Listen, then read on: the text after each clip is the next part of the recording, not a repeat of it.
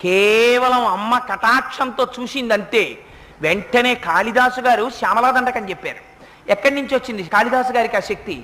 అమ్మవారు మూకుడని కంచిలో దేవాలయంలో ఎప్పుడూ కూర్చునుండేవారు. ఆయన పేరేమిటో కూడా ఎవరికీ తెలియదు. ఆయన మూగివాడు. సాధారణంగా మూగితనం ఉంటే చెవుడు కూడా ఉంటుంది. ఆయన ఎప్పుడు మాట్లాడేవారు కాదు, అలా కూర్చుని ఉండేవారు. ఆయన అదృష్టం పట్టింది. ఒకనాడు అమ్మవారు అలా వెళ్ళిపోతూ చూసింది. చూసి నిర్హేతుకంగా అమ్మ తన యొక్క కరుణని ప్రసరింపచేసింది కళ్ళల్లోంచి. అంతే. కొంతమంది అంటారు మూకుడికి తన తాంబూలం తీసి ఆయన నోట్లో పెట్టిందంటారు.